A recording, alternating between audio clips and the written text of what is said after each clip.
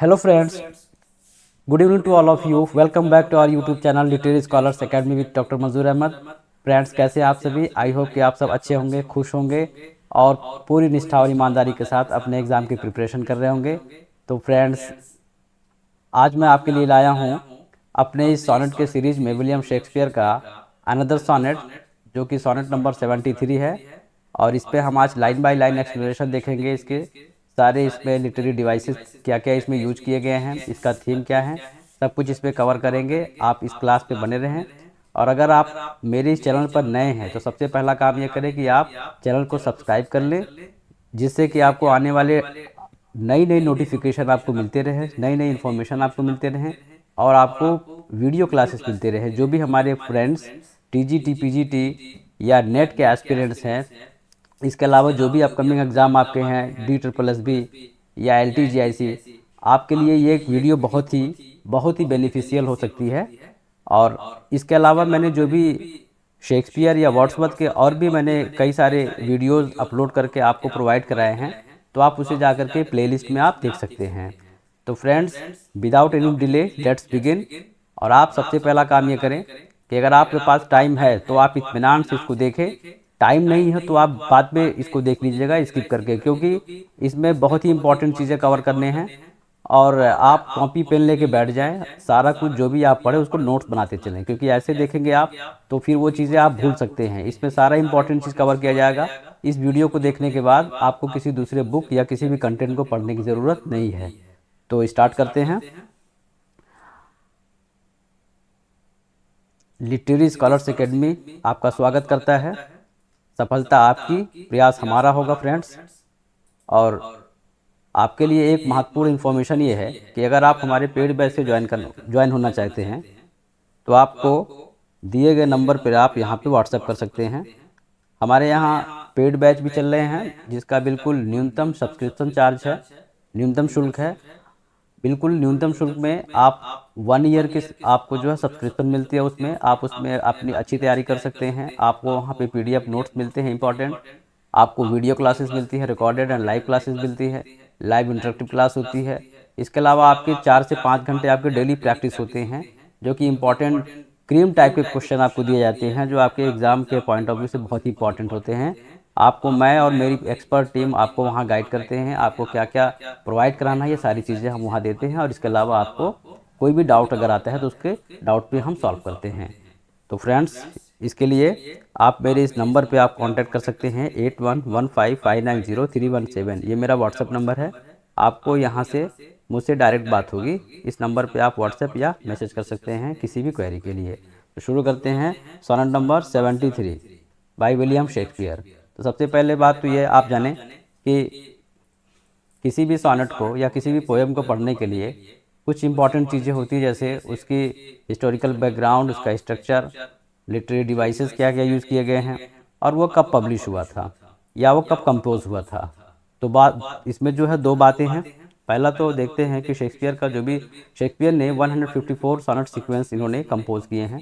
इसके अलावा इन्होंने अपने कुछ प्लेज में, जैसे कि merchant of Venice, loves labours lost and Romeo and Juliet, Henry fifth and Edward third, इसमें इन्होंने भी सोनेट को कंपोज किया है, सोनेट को लिखा है.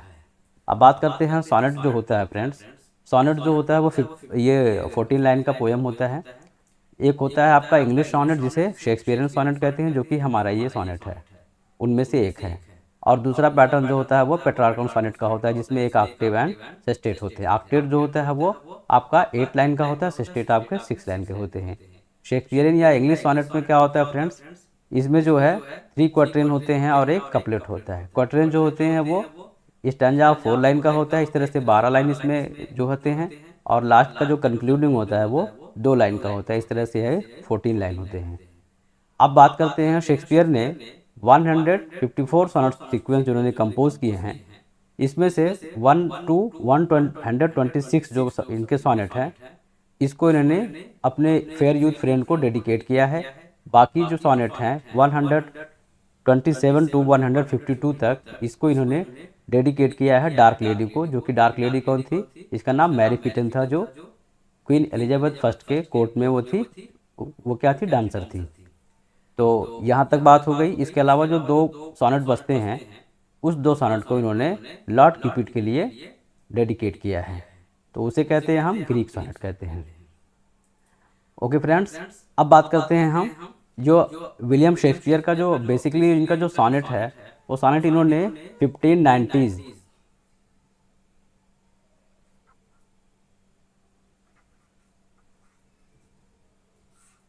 1590s में इन्होंने सोनेट को कंपोज किया था। ओके, एंड जो ये इनका जो पब्लिश हुआ था 1609 में हुआ था। तो पब्लिकेशन जो था इनका 1609 में था, एंड कंपोज जो इनका टाइम था वो क्या था, 1590s था। अब बात करते हैं इस सोनेट को देखते हैं फ्रेंड्स। तो जैसा कि सोनेट पे देखते हैं, ये जो हमारा विलियम शेक्सपियर का जो सोनेट नंबर 73 है, ये क्या है, लव सोनेट है। इसको भी लव सोनेट कहेंगे फ्रेंड्स। ये आपका लव सोनेट है। अब देखते हैं इस सोनेट के, अगर हम इस पे देखते हैं क्या क्या यूज़ किए गए हैं, तो इसके सबसे पहले बात देखते हैं कि इसकी थीम की बात करते हैं। तो ये थीम इसका है, एक्चुअली इसका थीम जो है लव है, ओल्ड एज है। लव के अलावा जो है इसमें ओल्ड एज है, मॉर्टैलिटी है, और नेचर एंड मीनिंग है। इसके अलावा एजिंग को इन्होंने ज़्यादा इसमें प्रायोरिटी दी है।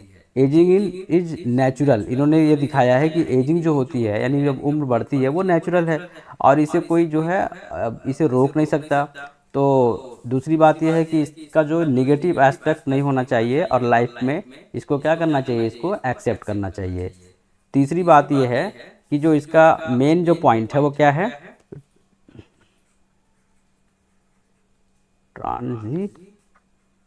ट्रांजियंस हो गया। एंड इसके इसी में जो है इसका जो नेक्स्ट पार्ट है वो क्या है, इसके अलावा डीके, इन्होंने जो है डीके को दिखाया है, एंड इसके बाद इन्होंने लाइफ को दिखाया है। मतलब इसकी इम्पोर्टेंट इन्होंने बताई है कि इसका इम्पोर्टेंस क्या है। तो इन्होंने जो लाइफ में ही लाइफ का जो निगेटिव पार्ट है वो क्या है, डेथ है। तो इन्होंने डेथ को फ्रेंड्स दिखाया ये है। डेथ क्या है, तो डेथ जो इंडिकेट करता है वो शॉर्ट, मतलब डेथ जो है ना वो स्ट्रॉन्ग रिलेशन दिखाता है, and strong relation of sympathy, love of human beings. यानी ये इन्होंने ये दिखाया है कि जब डेथ जो होती है, जब मौत आती है, तो मौत आने पर या मौत के पहले जो भी हमारे रिलेटिव्स होते हैं, जो हमारे क्लोज होते हैं, वो क्या होता है, कहीं ना कहीं उनमें जो है सिंपैथी आ जाती है उन अपने उस फ्रेंड को लेकर जो डाइंग पीपल होता है।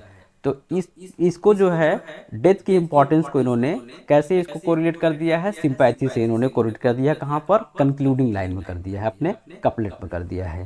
तो ये सारी चीज़ें हो गई फ्रेंड्स। अब देखते हैं इसमें इसका जो टोन है फ्रेंड्स, टोन की बात करते हैं। तो जो इसका टोन होगा, 1 मिनट, जो इसका टोन होगा फ्रेंड्स, टोन की बात करते हैं तो इसका पेंसिव टोन है। पहला पॉइंट ये है कि इसका टोन जो है बड़ा ही पेंसिव है, बहुत ही दुखद है। इसमें जो है दुख दिखाया गया है, पूरी तरह से निगेटिविटी को इसमें दिखाया गया है कि कितना जो है पोएट जो है निगेटिव है अपनी लाइफ को, अपनी जो है एजिंग सिचुएशन को देख करके। तो इस तरह से इसमें जो टोन है फ्रेंड्स, टोन जो इसका है वो कैसा है, पेंसिव है। एंड इसके अलावा जो है टेंडर भी है इसमें, है ना, टेंडर है। एंड क्या है, मॉर्नफुल है।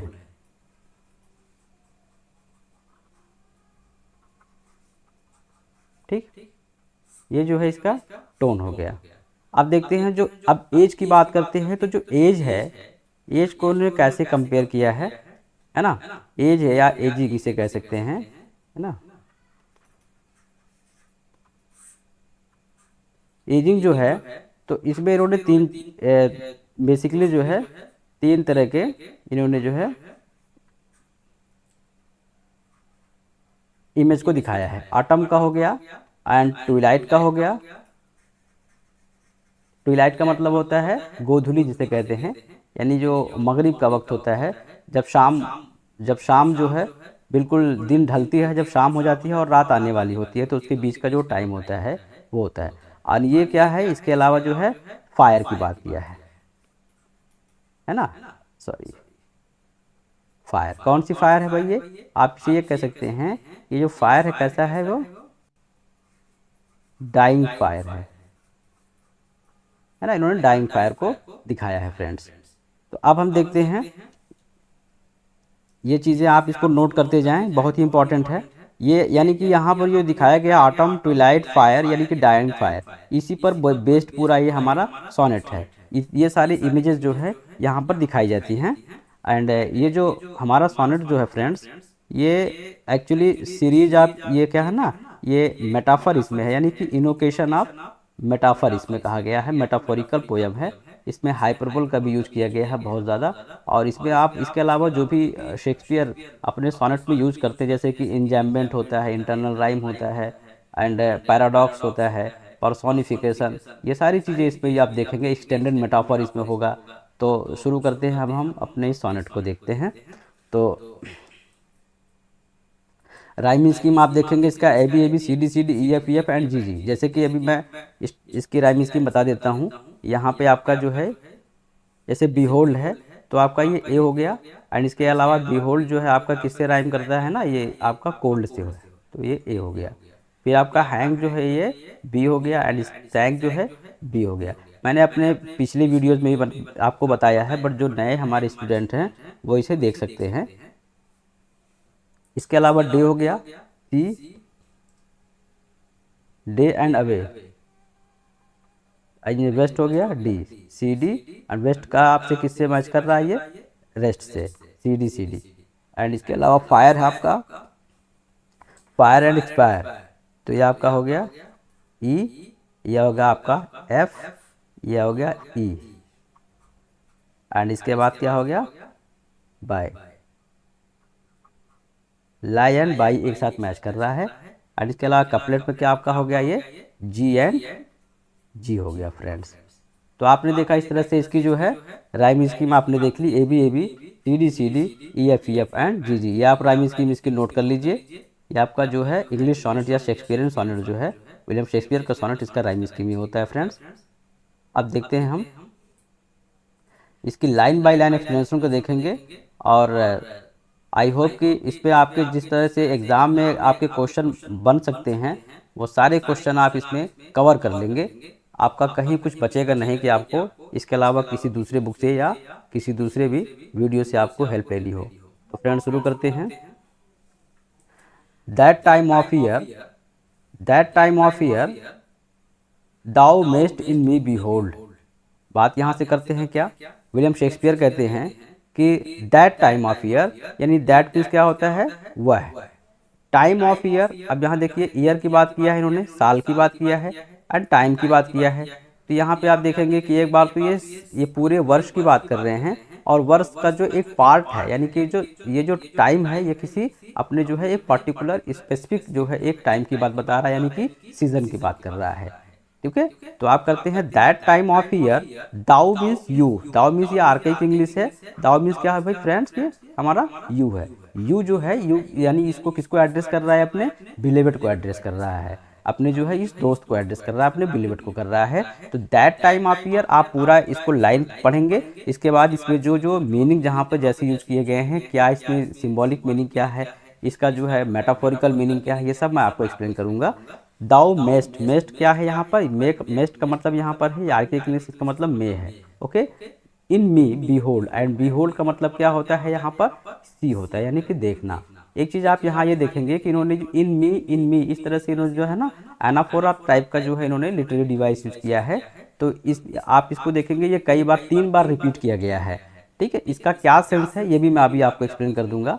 फिर इसके बाद देखते हैं when yellow leaves or none or few do hang, यानी पहले लाइन जो है इन्होंने एक क्वेश्चन किया, मतलब एक इन्होंने अब ये एड्रेस करते हुए कहते हैं, दाऊ को कहते हैं, यानी कि अपने फ्रेंड्स को। तो इस तरह से आपका जो हमारा लिटरेरी डिवाइस पहला यहाँ से स्टार्ट होता है, ये अपॉस्ट्रॉफी होता है, क्योंकि इन्होंने अपने फ्रेंड को कहा है that time of year thou mayst in me behold. Thou का माने क्या है, तुम, यानी कि तुम, आए मेरे दोस्त, दाउ मेस्ट मीन्स में, यानी कि देख, तुम देख क्या, इन मी बिहोल्ड, मुझ में तुम देख सकते हो, आए मेरे दोस्त तुम मुझ में देख सकते हो। तो यहाँ से इसको देखेंगे, इसकी हिंदी कैसे होगी, दाउ मेस्ट इन मी बिहोल्ड, आए मेरे दोस्त तुम मुझ में देख सकते हो, क्या देख सकते हो, दैट टाइम ऑफ ईयर, साल का वह महीना, साल का पूरे वर्ष का वो एक पर्टिकुलर एक स्पेशल टाइम, यानी कि एक है ना, यहाँ पर किसी सीजन की बात कर रहे हैं, ठीक है। तो कह रहे हैं कि आए मेरे दोस्त तुम मुझ में इस वर्ष का एक वो महीना या एक मौसम मुझ में देख सकते हो।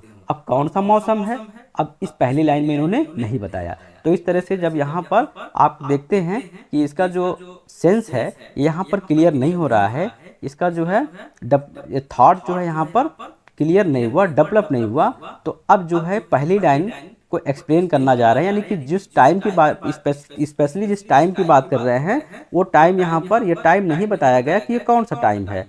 तो इसको जो है ये आप नेक्स्ट लाइन में यहाँ पर एक्सप्लेन करेंगे कैसे, और कैसे करते हैं, when yellow leaves or none or few do hang, कब, कहते हैं आए मेरे दोस्त तुम मुझ में उस वर्ष के, यानी एक वर्ष के एक पार्टिकुलर मौसम को तुम देख सकते हो, वो कौन सा मौसम है, कि जिस मौसम में व्हेन येलो लीव, जिस मौसम में पत्तियां क्या हो जाती हैं, पीली हो जाती हैं, और none or few to hang, या तो पत्तियां उस महीने में पीली पड़ जाती हैं, या तो पेड़ों पर बिल्कुल भी कोई पत्तियां नहीं होती हैं, आर फ्यू, या अगर कुछ होती भी हैं, कुछ अगर होती भी हैं तो डू हैंग, वो क्या होती हैं, लटकती रहती हैं। इसका मतलब अभी इन्होंने मौसम के बारे में बताया, लेकिन मौसम के सिम्टम्स बताए कि कैसे मौसम होते हैं, कौन सा, यानी क्लियर तो नाम नहीं लिया इन्होंने, बट इशारा कर दिया कि ये किस मौसम की तरफ इशारा कर रहे हैं। इसका मतलब जब वहाँ पर पतझड़ का मौसम आता है, इसका मतलब ऑटम का सीजन आता है, और ऑटम के सीजन के बाद जो है क्या आता है, कोल्ड सीजन आता है। तो अब बताएंगे कि जो पत्तियाँ जो है ना वो जब गिर जाती हैं तो अपान ये कहाँ लटकी होती है, या तो पत्तियां बिल्कुल गिर जाती हैं, जो या तो पत्तियां पीली पड़ जाती हैं और वो गिर जाती हैं, या तो कुछ पत्तियां जो शेष बचे होते हैं वो पेड़ों पर लटकते रहते हैं। अब यहाँ पर देखिए बिल्कुल इन्होंने टाइम की बात बताया, इन्होंने इस पेड़ के यहाँ पर ये जो मौसम का और पेड़ का जो इन्होंने इमेज बनाया है ना, यहाँ पर इन्होंने मेटाफोरिकल जो है इन्होंने सेंस यहाँ पर यूज किया है, और वो जो है क्या इशारा कर रहा है किसके तरफ, तो यहाँ पर पेड़ के शाखाओं की तरफ इशारा कर रहा है, अपॉन दोज बॉल्स, ठीक है ना, वो कहाँ लटकी होती हैं, अपॉन दोज बॉल्स, है ना, उन शाखाओं पर लटकी होती हैं। वो पत्तियां जो बची हुई भी पत्तियां होती हैं वो कहाँ पर लटकी होती हैं, उन शाखाओं पर लटकी होती हैं, विच शेक अगेंस्ट द कोल्ड, जो पत्तियां क्या होती हैं, शेक मतलब वो जैसे हिलने लगती हैं, कांपने लगती हैं, बिल्कुल किससे, अगेंस्ट द कोल्ड, यानी सर्दी के मौसम से। यानी अब यहाँ पर देखिए सर्दी का मौसम भी यहाँ पर एक तरह से है ना, यहाँ पर मेटाफर यहाँ पर यूज किया गया है। ये सिंबल किसको दे रहा है, यहाँ पर डेथ का सिंबल दे रहा है। ओके, ये आपका क्या हो गया, ये डेथ का सिंबल। अब यहाँ से पूरी निगेटिव जो है थॉट आपकी जो है डेवलप हो रही है, कैसे देखते हैं।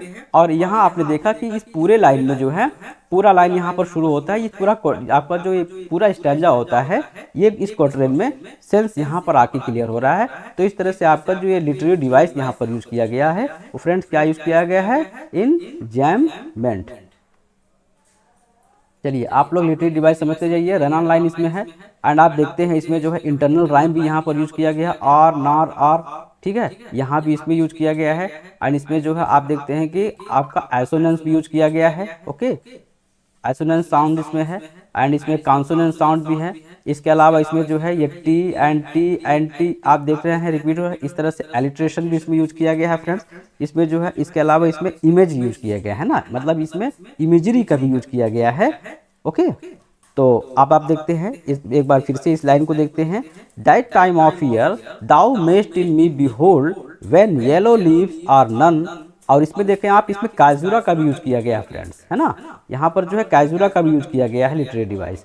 तो कहते हैं कि साल का वह आए मेरे दोस्त तुम मुझ में साल का वो महीना देख सकते हो जिस महीने में पेड़ के पत्तियां पीले पड़ जाते हैं या पत्तियां बिल्कुल गिर जाती हैं, या थोड़ी बहुत पत्तियां अगर पेड़ों पर अगर थोड़ी बहुत पत्तियां होती हैं तो वो पेड़ों की शाखाओं पर होती हैं, जो कि जाड़े के मौसम में आने पर बिल्कुल कांपने लगती है। अब देखिए यहाँ पर सेंस क्या निकल रहा है फ्रेंड्स।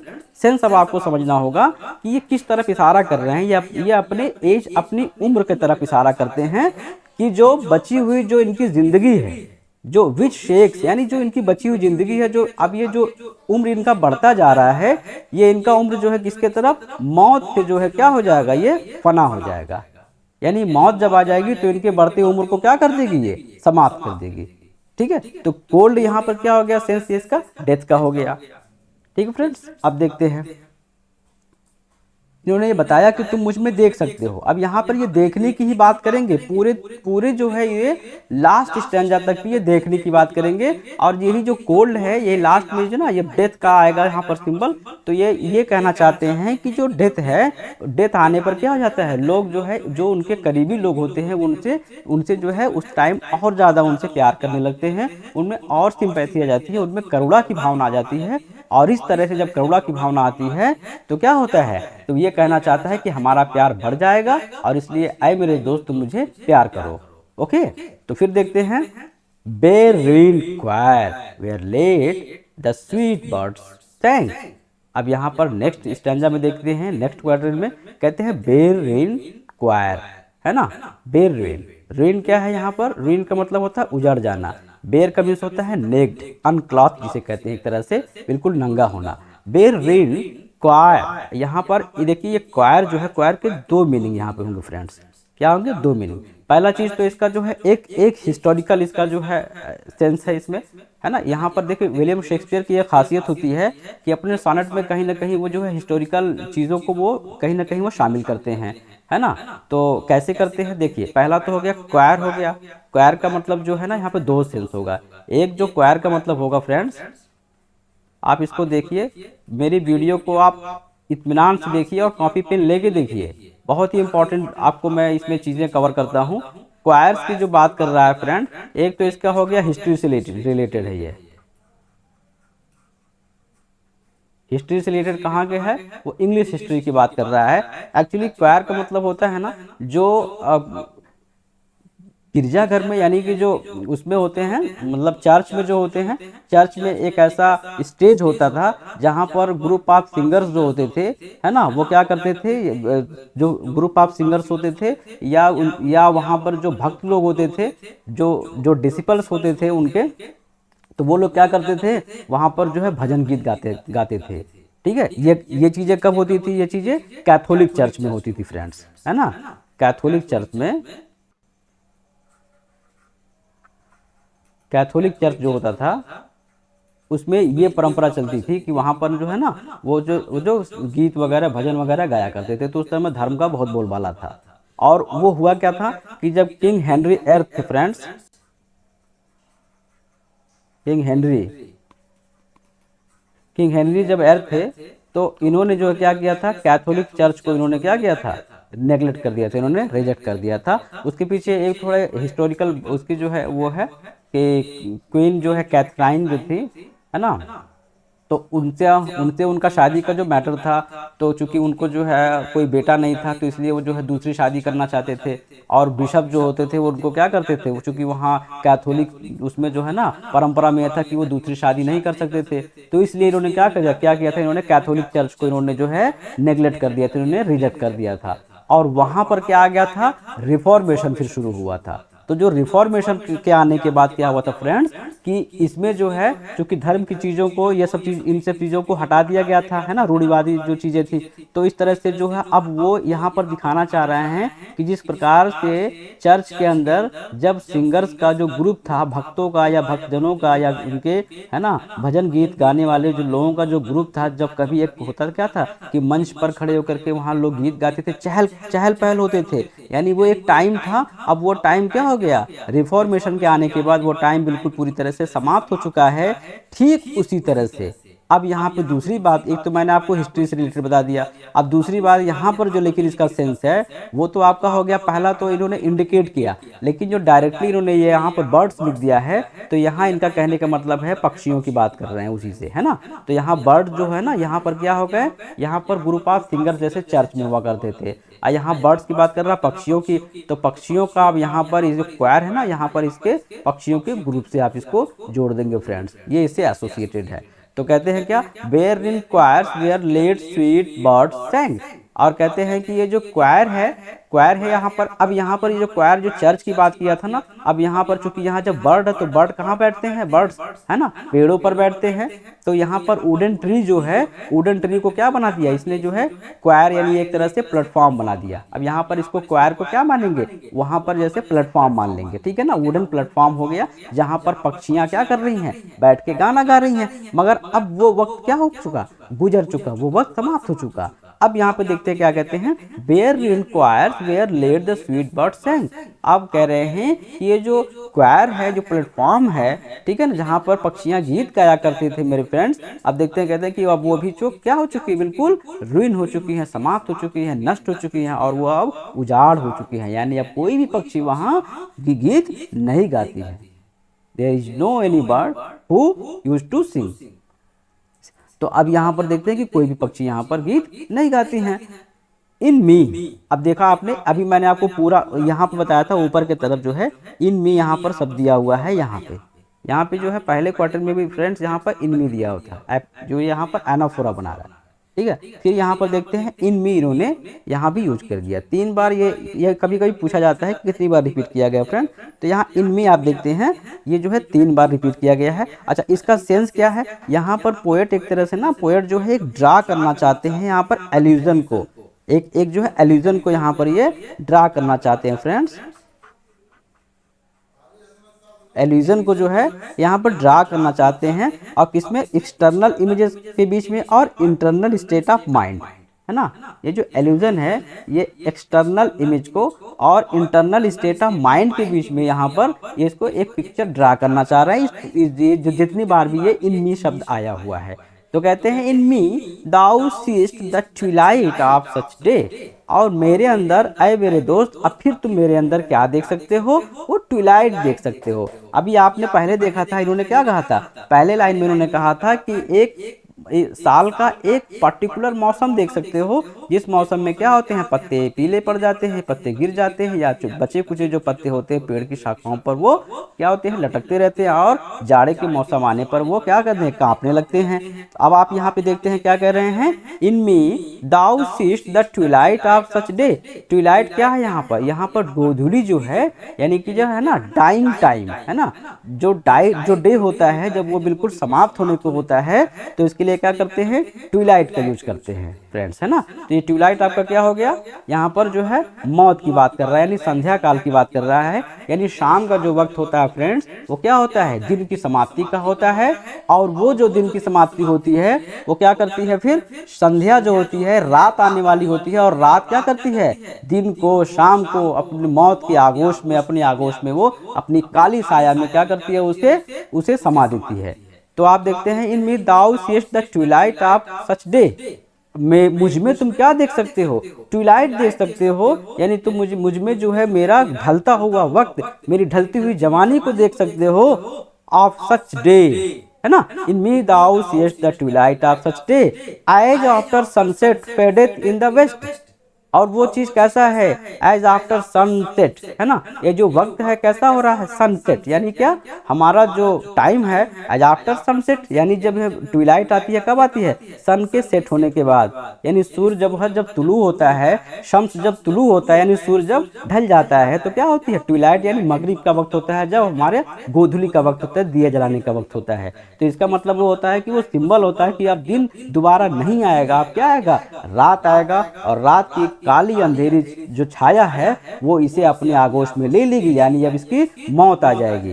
तो कहता है क्या, in me thou seest the twilight of such day, तुम मेरे अंदर क्या एक जो है ट्विलाइट को देख सकते हो, है ना, गोधूली को, मेरे गुजरते हुए मेरे वक्त को देख सकते हो, मेरे ढलते हुए जवानी को देख सकते हो। As after sunset fadeth in the west, जैसा कि वो कब होता है, यहाँ पर सिमिली यूज किया गया है, जब जो है सनसेट यानी जब सूर्य ढलने लगती है ना, पश्चिम में, तो क्या होता है, टाइम जो होता है बिल्कुल कैसा होता है वो, है ना, बिल्कुल अंधेरा आने लगता है। तो यही कंडीशन तुम मेरे अंदर देख सकते हो ऐ मेरे दोस्त। Which by and by black night doth take away, और फिर क्या होता है, धीरे धीरे जब जब ट्विलाइट आ जाती है, जब गोधूली आ जाती है, विच बाई एंड बाई, फिर धीरे धीरे क्या होता है, ब्लैक नाइट यानी काली रात, जैसा मैंने बताया ना काली रात। अब यहाँ देखिए काली रात का भी सेंस किससे है, यहाँ पर डेथ से है फ्रेंड्स। मैंने आपको बताया था कि इसमें कौन कौन से इमेजेस यूज किया गया, फायर का इमेज दिया गया, आटम का दिया, ट्विलाइट का दिया है, एंड डेथ का। ये डेथ भी जो है आपका, जो फायर भी डेथ के लिए कहा गया है, ब्लैक नाइट भी आपके डेथ के लिए कहा गया है, ट्विलाइट भी आपका डेथ के लिए ही कहा गया है। अभी यहाँ डेथ को बिल्कुल नेगेटिव दिखा रहा है, लेकिन लास्ट में ये क्या करेगा, डेथ को ही पॉजिटिव में दिखा देगा कंक्लूडिंग लाइन में, है ना, कि डेथ जो है कैसे वो जो है कन्वर्ट कर देगा, उसमें किसमें कन्वर्ट कर देगा, कि आपका ये इसमें सिंपैथी में, लव में, अफेक्शन में, कंपैशन में। तो which by and by black night doth take away, जिसको यानी जिस ट्विलाइट को, जिस यानी कि इसकी जवानी को, इसकी उम्र को क्या कर देगी, ब्लैक नाइट यानी मौत जो है धीरे धीरे क्या कर देगी, वो उसे यानी उम्र जो है धीरे धीरे उसे समाप्त कर देगी। डेथ सेकेंड सेल्फ, और ये जो क्या कह रहे हैं कि डेथ का सेकेंड सेल्फ क्या होता है, that seals up in all rest, है ना, which by and by black night doth take away, जिसको धीरे धीरे ये जो रात है ये क्या कर देगी, इस ट्विलाइट को, इस दिन को समाप्त कर देगी। और अब यहाँ पे नाइट का जो सिंबल है, देखिए नाइट क्या है, एक तरह से जो नींद है ना, नींद को मान लीजिए कि नींद और डेथ को एक तरह से एसोसिएट कर लीजिए कि डेथ सेकेंड सेल्फ, है ना, नींद जो होती है क्या होती है एक तरह से, है ना, सेकेंड जो है एक तरह से मौत होती है ना। क्या होता है कि जब आप सो जाते हैं तो आपको बिल्कुल होश हवास नहीं रहता है ना, आप एक तरह से अचेतन अवस्था में हो जाते हैं। तो एक तरह से नींद जो होती है ना वो डेथ की सेकेंड सेल्फ होती है, और डेथ क्या होती है, वो परमानेंट होती है, यानी मौत जब आप सोते हैं तो उस तरह एक तरह समझिए कि आप क्या होते हैं, मृत अवस्था में होते हैं, लेकिन जो मौत होती है वो तो परमानेंट होती है। तो कह रहे हैं कि death second self that seals up in the rest, death है ना, नींद जो होती है एक तरह से डेथ का सेकेंड सेल्फ होती है, but that seal up in the rest, और ये क्या करती है आपको जो है रेस्ट में, है ना, लेकिन मौत जो होती है वो क्या करती है, पूरी तरह से आपको, है ना, रेस्ट में ले जाती है, यानी आप तो पूरी तरह से खत्म कर देती है, समाप्त कर देती है। फिर नेक्स्ट करते हैं आप इसमें जो देखते हैं क्या है, तो अच्छा एक चीज़ और, अगर आप इसमें देखें, इसमें जो है कौन कौन से लिटरेरी डिवाइस किए गए हैं, तो यहाँ पर इन मी, है ना, इन मी जहाँ पे है, इन मी दाऊ, है ना, ये तो एनाफोरा हो गया, दाऊ से यहाँ पर फिर इन्होंने एपोस्ट्रॉफी यूज किया हुआ फ्रेंड्स। एंड इसके अलावा जो है ट्विलाइट जो है, ट्विलाइट यहाँ पर क्या है, यहाँ पर मेटाफर है ना, पूरे इसमें जो है ये एक्सटेंडेड मेटाफर इन्होंने यूज किया हुआ है। एंड एज यहाँ पर जो आपका आ गया, आपका सिमिली आ गया, ठीक है ना, इस तरह से उन्होंने सिमिली यूज किया हुआ है एज इसमें। एंड नेक्स्ट देखते हैं, यहाँ पर आपने देखा कि इसमें जो ये कोल्ड सीजन को जो इन्होंने बताया था कि ये हिला देगी, ये इसमें क्या था, पर्सोनिफिकेशन था। मैं अभी आपको पूरा एक्सप्लेन कर दूंगा एक एक वर्ड कहाँ कहाँ पे कौन कौन सा चीज़ यूज किया गया है।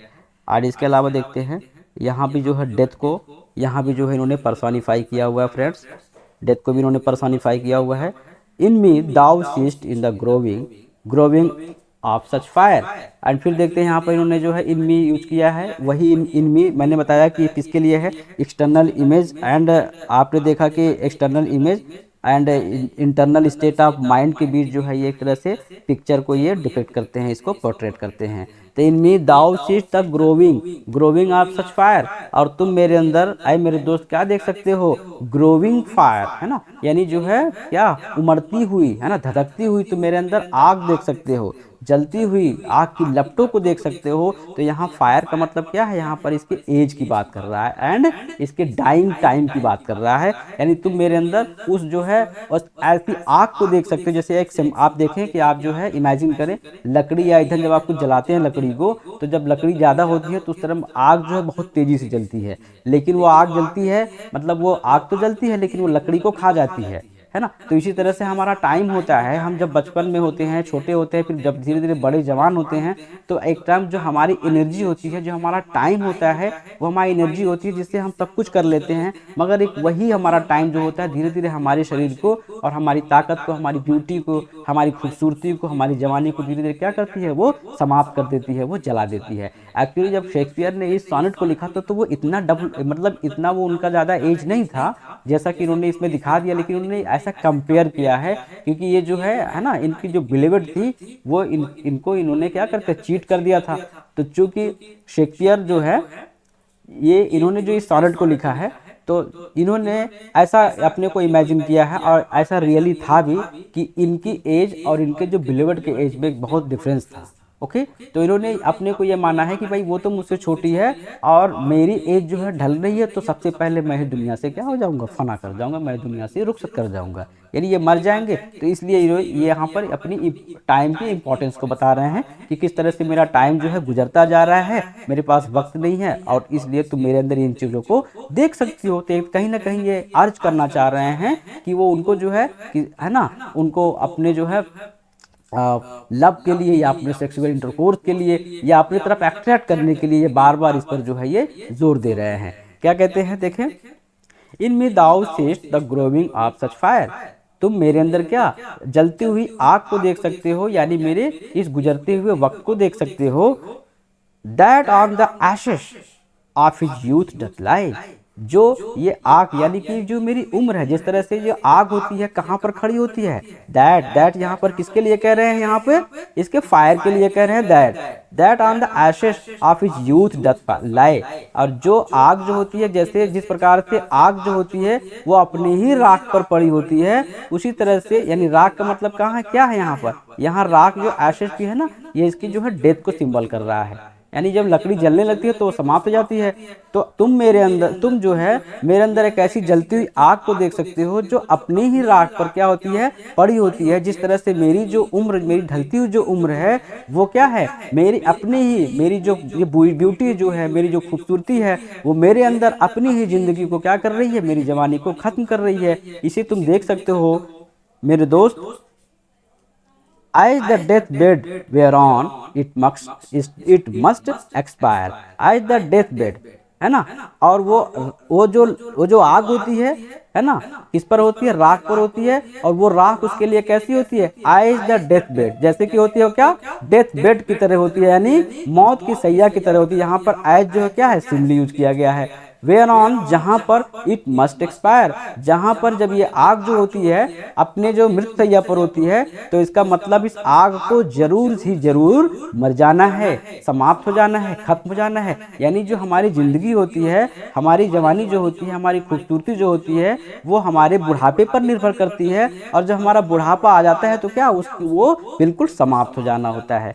जैसे इन्होंने कहा ना कि ट्विलाइट के बाद क्या होती है, नाइट आती है, मगर यहाँ पर ये साइकिल इन्होंने ये नहीं इंडिकेट किया है कि फिर दोबारा दिन आएगा, है ना। तो वो तो जो है तो मॉर्टैलिटी की बात कर, मतलब उसमें इमॉर्टैलिटी की बात कर रहा है। यहाँ पर इन्होंने मॉर्टैलिटी की बात किया है कि जो ट्विलाइट है, यानी कि जो हमारी जवानी है जब खत्म हो जाएगी, फिर वो जवानी नहीं आएगी, इसके बाद एक ही चीज आएगी, वो रात, यानी कि मौत आएगी। तो कह रहे हैं as the death bed whereon it must expire, और जो क्या होती है, ये आग होती है जो अपनी मृत सैया पर होती है, जिससे कि इस पे वहां मरना ही होता है। Consumed with that which it was nourished by, यहाँ पर इन्होंने पैराडॉक्सिकल यहाँ पर यूज किया है ना। देखिए लाइन उन्होंने यूज किया है पैराडॉक्स। कंज्यूम्ड, ये आग क्या करती है, एक तरफ से कंज्यूम्ड दिया हुआ है, एक तरफ से नॉरिश दिया हुआ है। तो नॉरिश का मतलब होता है ना पालना, पोषना, पोषण करना, इसे जो है पोषित कर रही हैं एक तरफ, और दूसरी तरफ इसे कंज्यूम कर रही है। जिस तरह से मैंने बताया नहीं कि जिस तरह से आग होती है, उसी तरह हमारी जिंदगी, हमारी लाइफ भी होती है। हमारी लाइफ का जो पीक टाइम होता है वो हमारा जो है ना टीन एज से लेकर के और 25 तक जैसे है। तो ऐसा है ना कि वो हमारा टाइम जो है, हमारी ब्यूटी को ही, हमारी टाइम ही हमारी एनर्जी क्या करती है, नॉरिश करती है। टाइम ही हमारी ब्यूटी को, टाइम ही हमारी जो है यूथनेस को क्या करती है, नॉरिश करती है, और टाइम ही क्या करती है, हमारी उस ब्यूटी को और उस जो है ना उस चार्मिंग को क्या कर देती है, कंज्यूम कर देती है। As the death bed whereon it must expire, और वो ऐसे लेटी होती है जैसे कि उस राख पर ऐसे लेटी होती है आग, जैसे कि उसे अब वहाँ पर वो मृत्युशैया पर हो और उसे फिर मर जाना हो, और वो कंज्यूम कर लेती है उसको जिसको वो पालती पोसती है, जिसे वो पोषित करती है उसी को खत्म कर देती है बाई। ठीक है ना। अब नेक्स्ट देखते हैं। तो दिस दाव परसिवेस्ट, इस तरह से आपने ये पूरा स्टैंजा देख लिया, 3 क्वार्टरन आपके कंप्लीट होते हैं। अब लास्ट कपलेट में क्या कहता है यहाँ पर पोएट कहता है कि दिस दाव परसिवेस्ट, परसिस्ट है ना, दिस दाव परसिस्ट, परसिस्ट का मतलब परसीव का मतलब ये परसीव से बना हुआ है, इसका मतलब होता है सी देखना, वहाँ बिहोल्ड भी यूज किया गया है, यहाँ परसीव भी यूज किया गया है। तो अभी तक आपने जो भी देखा था 3 क्वार्टरन में, चाहे वो उसका इमेज रहा हो, किसका, ऑटम सीजन का इमेज रहा हो, या वो उसका ट्यूलाइट का इमेज रहा हो, या यहाँ पे आपने फायर का इमेज देखा, इन तीनों चीजें में देखा। एक बार उसने कहा कि क्या, ऑटम सीजन में कहा कि पत्तियां पीली पड़ जा रही हैं, पत्तियां गिर जा रही हैं, या पत्तियां लटकी हुई हैं, और उस तरह से और वो बिल्कुल समाप्त हो रही हैं। जैसे फिर उन्होंने एक यहाँ पर सीन वहाँ पे क्रिएट किया था, किसका, चर्च का सीन क्रिएट किया था, और उस चर्च के क्वायर शब्द को किससे कोरिलेट कर दिया था उन्होंने, बर्ड्स के, है ना। तो वहां आपने देखा फिर उन्होंने क्या कहा कि ट्विलाइट जैसे समाप्त हो रही है और जैसे आग समाप्त हो रही है। ये सब सारी चीजें आए मेरे दोस्त, मेरे प्रेमी, आपने, मेरी प्रेमिका, मेरी बिलीवेड, आपने तो देख लिया। दिस दाउ परसिस्ट, इसे सबने तो सबको तो तुमने देख लिया। तो अब ये चीजें क्या कर रही है, which makes thy love more strong, यानी तुमने देखा और तुमने समझा क्या कि एटलीस्ट तुम इस कंक्लूजन पे आ चुके हो कि अब मेरा जो यूथ है, जो मेरा टाइम है, जो मेरी जो है चार्मिंग है, जो मेरा डेज है ना, ब्यूटीफुल डेज है, वो क्या हो रहा है, अब ज्यादा दिन के मेहमान नहीं हैं, वो समाप्त हो जाएंगे, वो टीके हो जाएंगे, फना कर जाएंगे। तो अब तुम्हारे अंदर क्या आएगी, सिंपैथी आएगी। यानी ये डेथ का जो सिंबल दिया ना, डेथ का सिंबल देख करके इसके अंदर जो मैंने बताया था डेथ का सिंबल, यहाँ पर लास्ट में क्या, इसको पॉजिटिव वे में जो चेंज कर देंगे। तो इससे देख करके तुम्हारे अंदर क्या, which makes thy love more strong. अब यहाँ विच जो शब्द यहाँ वही यूज किया गया है ऑटम के लिए, फायर के लिए, टीलाइट के लिए, इन सब के लिए। अब इसे देख करके दाई लव मोर स्ट्रॉन्ग, तुम्हारे प्यार को कह रहे ना, जब ये चीज तुम देखोगे आई मेरे दोस्त, तो तुम्हारा प्यार बहुत ज्यादा स्ट्रांग हो जाएगा। यानी तुम्हारे अंदर सिंपैथी आ जाएगी, तुम्हारे अंदर करुणा का भाव आ जाएगा मुझे देखकर, तुम मुझ पर रहम करने लगोगे। To love that will which thou must leave ere long, ere long यहाँ पर एज है ना, यहाँ पर टाइम से दिया हुआ है, एरा से दिया हुआ है ना। तो कह रहे हैं टू लव दैट विल, और फिर इस प्रकार से क्या हो जाएगा, टू लव दैट विल, है ना, विच thou must leave ere long. और इस तरह से फिर हमारा प्यार जो होगा तो हम अपने लव, हमारा लव क्या हो जाएगा, वो इमॉर्टल हो जाएगा, यानी कि बहुत दिन तक हो जाएगा। जब तुम देखोगे तो तुम्हारे अंदर सिंपैथी आ जाएगी मेरे प्रति, और फिर ये जो हमारा प्रेम होगा वो उसका टाइम फिर बढ़ जाएगा। तो कहीं ना कहीं आपने देखा कि इन्होंने क्या किया है, इन्होंने ये चीज़ बताना चाहा है कि टाइम की इंपॉर्टेंस कितनी है, और हम तो तुमसे पहले ही दुनिया से चले जाएंगे। तो इसलिए कहीं ना कहीं इन्होंने अर्ज किया है। ठीक है, अब आप देखते हैं यहाँ भी जो है दिस दाउ, यहाँ भी जो दाउ यूज किया गया है, इस तरह से यहाँ भी इन्होंने अपॉस्ट्रॉफी यूज किया है फ्रेंड्स। ओके, यहाँ भी उन्होंने अपॉस्ट्रॉफी यूज किया है। एंड इसके अलावा जो है कंज्यूम में आपका पैराडॉक्स था फ्रेंड्स, पैराडॉक्स था यहाँ पे। एंड नेक्स्ट बात करते हैं यहाँ पे जो है फायर जो वर्ड था, ये फायर जो था यहाँ भी पर्सोनिफाई किया था, यानी ये पर्सोनिफिकेशन था। एंड यहाँ देखते हैं फ्रेंड्स दिस दाउ परसिवेस्ट, यहाँ पे जो है इन्होंने क्या यूज किया है, काइजुरा का यूज किया है।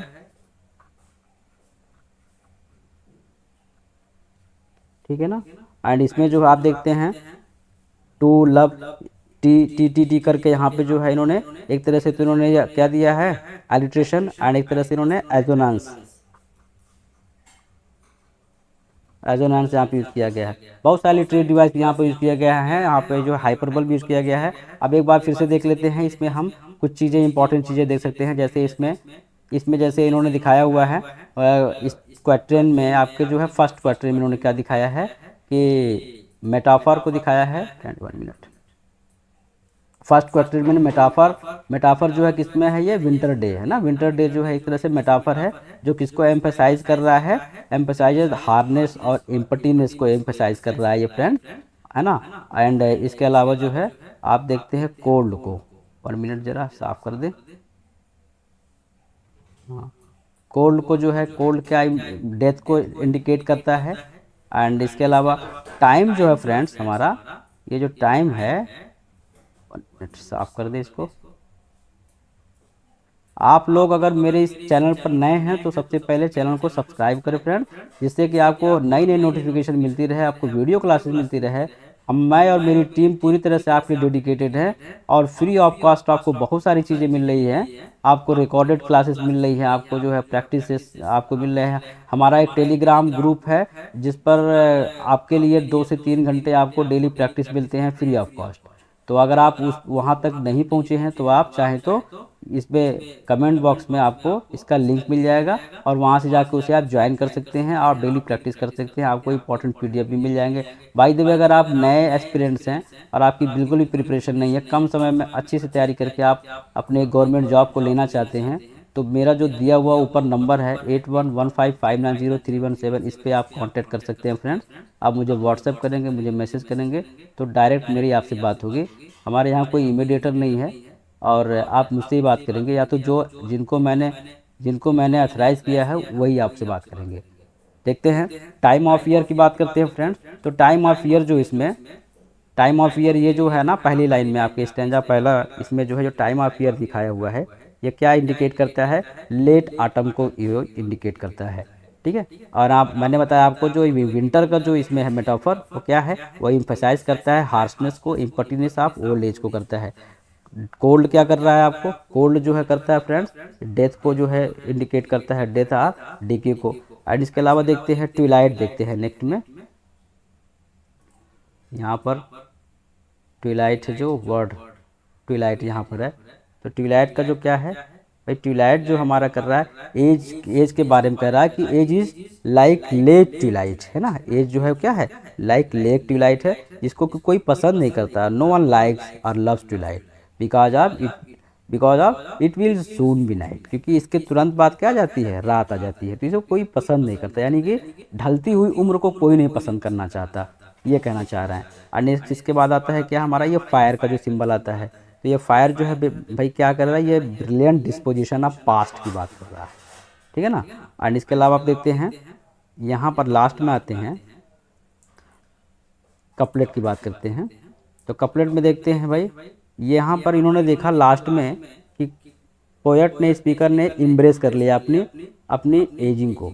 इन्होंने उसको एम्ब्रेस कर लिया, इन्होंने गले लगा लिया, है ना। और कहते हैं एजिंग इज पेनफुल, ये इन्होंने एक्सेप्ट कर लिया है कि एजिंग क्या होती है? पेनफुल होती है। बट ये अलाउ करते हैं, but he allows the ageing to make love strong sympathy, है ना। इन्होंने दिखाया है कि भाई इन्होंने बाद में इसको एक्सेप्ट कर लिया।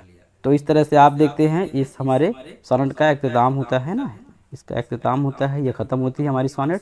इसमें जो है कुछ इमेजेस को देखते हैं, तो इसमें इम्पोर्टेंट इमेजेस क्या है? येलो लीव्स है, एंड बाउज है, बेयर रेन क्वायर बर्ड्स है, इसको मैंने एक्सप्लेन कर दिया क्या है। ट्विलाइट है, सनसेट, फायर एंड एशेस है, ये सारी चीज़ें इसमें इमेजेस हैं।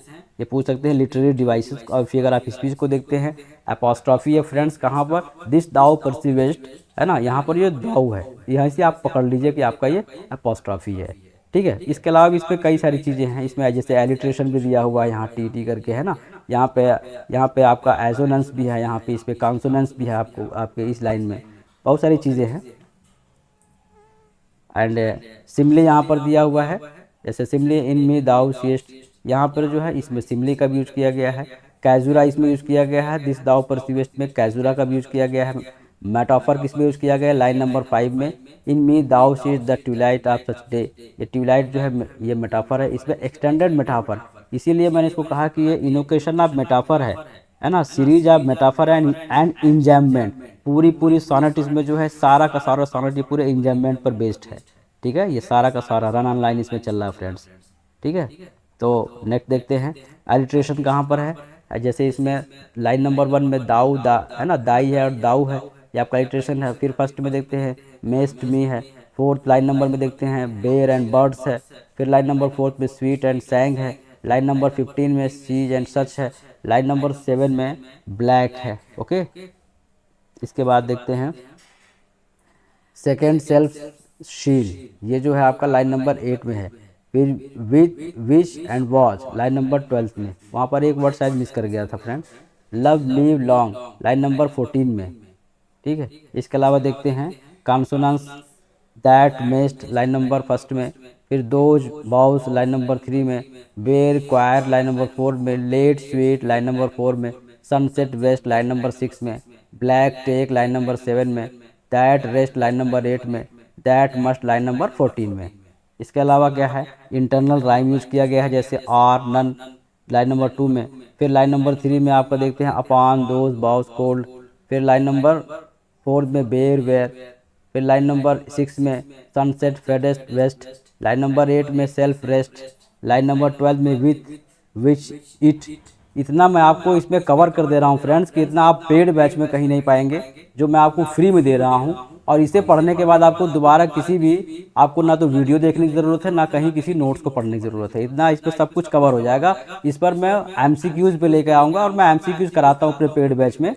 तो अगर पेड बैच को आप ज्वाइन करना चाहते हैं तो आप उसी नंबर पर, दिए गए नंबर पर 8115590317 पर आप मुझे व्हाट्सएप या कॉल करके मुझसे बात कर सकते हैं। अगर आपको फाइनेंशियली कोई प्रॉब्लम है, आप नहीं पे कर सकते हैं, तो भी आपकी पूरी हेल्प होगी। इसमें कोई घबराने की बात नहीं है और बहुत ही न्यूनतम शुल्क है इसका। 1 साल की पूरी आपकी जो है इसकी वैलिडिटी है। विच इट विथ, यहाँ पे देखेंगे विथ विच एंड इट, ये आपका इंटरनल राइम बन रहा है। दाउ मोर स्ट्रॉन्ग आपका लाइन नंबर 13 में इंटरनल राइम है। फिर बात करते हैं इंजॉयमेंट की फ्रेंड्स, तो यहाँ पर आपका लाइन नंबर 1 एंड 2 में है। दैट टाइम ऑफ ईयर, ये पूरा इंजॉयमेंट है, जो कि यहाँ पर डेवलप नहीं किया था इसका थॉट, ठीक है।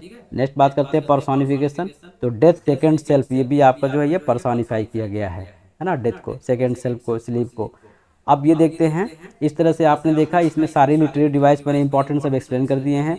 बाय द वे, अगर आप मेरे टेलीग्राम, मेरे फ्री वाले टेलीग्राम चैनल से आप जुड़ करके अपनी डेली प्रैक्टिस करना चाहते हैं, जो इसी सेम नाम से literary scholars academy with doctor मंजूर अहमद के नाम से है, तो आप इसका जो लिंक है यहाँ पे आप आके आप इसे ज्वाइन कर सकते हैं, और इसका जो है कमेंट बॉक्स में भी इसका लिंक दिया होगा।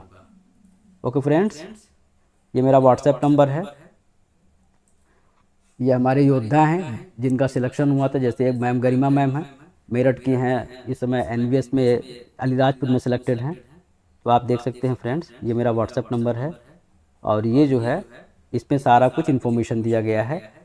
आपको जो है ज्वाइन और पेड बैच, आप TGT, PGT, DSSB, EMRS, NTA, net की आप जो है आप पेड बैच भी ले सकते हैं। इसमें आपको क्या मिलेगा, कंप्लीट यूट्यूब पर आपको जो है आपके होल सिलेबस मिलेंगे, है ना। इंग्लिश लिटरेचर होगा, आपका ग्रामर होगा, और इसके अलावा फ्री टेस्ट सीरीज भी मिलते हैं, और पेड में, है ना, पेड में तो आपको मिलेगा ही मिलेगा, फ्री में भी आपको मिलेगा बहुत सारी चीज़ें। TGT के लिए आपको ये पे करना होगा, PGT के लिए आपको ये पे करना होगा, TGT के लिए 999 है, PGT के लिए, है ना, 1199 है। और अगर आपको कोई प्रॉब्लम है, कोई आपको फाइनेंशियल दिक्कत है फ्रेंड्स, तो कोई बात नहीं है घबराने की, आप इस पे मुझे व्हाट्सअप करें। रियली अगर आपको प्रॉब्लम है तो आपकी पूरी तरह से हेल्प होगी। नो नीड टू पे फी एंड मनी, या आप जितना भी चाहें आप उसे पे कर सकते हैं। ये मेरा कॉलिंग नंबर है। तो मिलते हैं फिर फ्रेंड्स नेक्स्ट वीडियो में नए अपने टॉपिक के साथ। एंड आप जो है अगर मेरी वीडियो को अभी तक लाइक नहीं किया है तो जाने से पहले ज़रूर लाइक करें। वीडियो अगर आपको अच्छी लगी हो तो चैनल को सब्सक्राइब करें, जिससे आपको नई नोटिफिकेशन और नई नई क्लासेस मिलते रहें। और जाने से पहले एक प्यारा सा ज़रूर, एक थोड़ा सा अच्छा सा प्यारा सा कमेंट ज़रूर दे के जाएँ, और वीडियो को अपने दोस्तों में ज़्यादा से ज़्यादा शेयर करें। थैंक यू, जय Hind, nice to meet you, thanks for watching my dear, thanks to all.